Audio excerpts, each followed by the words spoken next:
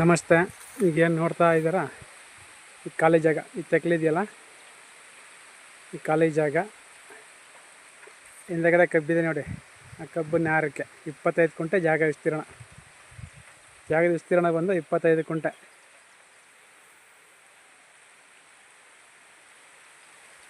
ಜಾಗದ ವಿಸ್ತೀರ್ಣ ಬಂದು 25 ಕುಂಟೆ. ಜಾಗ ಚಿಕ್ಕದಾಗಿ ಚಕ್ಕವಾಗಿ ಚೆನ್ನಾಗಿದೆ. ಮಾರಾಟಕ್ಕಿರುವಂಥ ಜಾಗ ಇದೆ. ಮೇಲ್ಗಡೆ ಒಂದು ರಸ್ತೆ ಇದೆ. ಆ ರಸ್ತೆ ಈ ಭೂಮಿ ಸೇರಲ್ಲ. ಮೇಲ್ಗಡೆ ರಸ್ತೆ ಈ ಭೂಮಿ ಸೇರಲ್ಲ.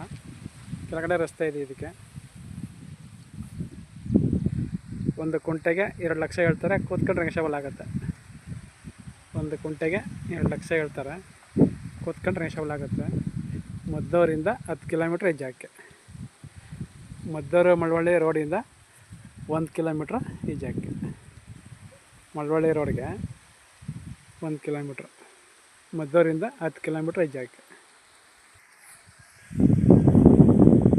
ರೋಡ್ ಪೇಸಿಂಗ್ ನಿಮಗೆ 40 ಅಡಿ ಸಿಗುತ್ತೆ.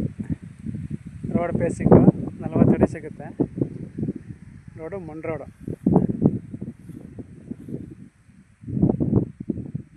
ಈಗೇನು ನೋಡ್ತಾ ಇದ್ದಾರೆ ಖಾಲಿ ಜಾಗ.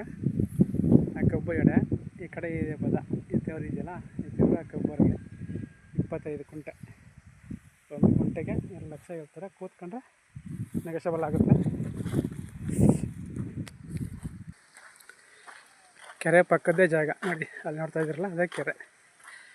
ಕೆರೆ ಪಕ್ಕ ರೋಡ್ ಪಕ್ಕನೇ ಈ ಜಮೀನು ಬಂದು. ಟಾರ್ ರೋಡಿಂದ ನಿಮಗೆ ಒಂದು 15-20 ಮೀಟ್ರ್ ಅಷ್ಟೆ.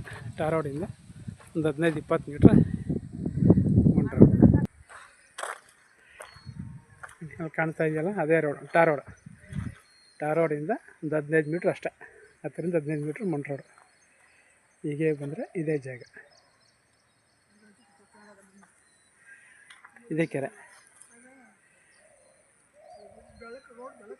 ಇದೇ ಕೆರೆ ಪಕ್ಕದ್ದೇ ಜಾಗ. ಟಾರ್ ರೋಡ್ಗೆ 15 ಮೀಟ್ರ್ ಇರುವಂಥ ಜಾಗ ಇದು. 25 ಕುಂಟೆ. ತುಂಬ ಚೆನ್ನಾಗಿದೆ ಜಾಗ. ಇಷ್ಟ ಆದರೆ ಓಕೆ ಆದರೆ ಶೇರ್ ಮಾಡಿ, ಸಬ್ಸ್ಕ್ರೈಬ್ ಮಾಡಿ, ಸಹಕರಿಸಿ ಸರ್. ಕುಂಟೆಗೆ 2 ಲಕ್ಷ.